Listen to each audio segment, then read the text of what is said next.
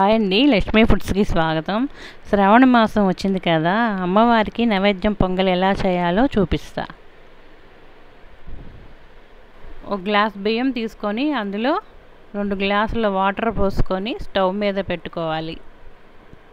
అన్నం ఉడుకుతుండగా పొంగల్కి కావాల్సిన పదార్థాలు తీసుకోవాలి. దానికి కావాల్సినవి జీడిపప్పు, కిస్మిస్, యాలకులు, నెయ్యి, 1 కప్పు నెయ్యి, 1 గడ్డ బెల్లము, పాలు, కాచిన పాలు. ఇలా రైస్ని బాగా ఉడికేలాగా తిప్పుకుంటూ ఉండాలి. అలా సగం ఉడికించుకున్న అన్నంలో మనం కాచుకున్న పాలని పోసుకోవాలి. తర్వాత ఆ అన్నం మరియు పాలని బాగా కలుపుకొని ఉడికించుకోవాలి. 10 నిమిషాల తర్వాత బాగా ఉడికాక అందులో మనం తురుముకున్న బెల్లం తురుముని వేసుకొని బాగా కలుపుకోవాలి, బెల్లం కరిగేదాకా.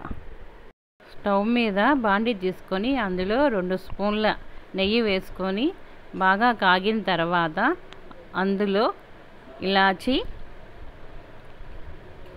కిస్మిస్ అండ్ జీడిపప్పు వేసుకొని బాగా కలుపుకోవాలి, బాగా వేయించుకోవాలి. బాగా ఉడికిన పొంగల్లో మనం వేయించి పెట్టుకున్న డ్రై ఫ్రూట్స్ని వేసుకొని బాగా కలుపుకోవాలి. అంతే, వేడి పొంగలి రెడీ అయిపోయింది. Please don't forget to like, share and subscribe my channel. Thank you.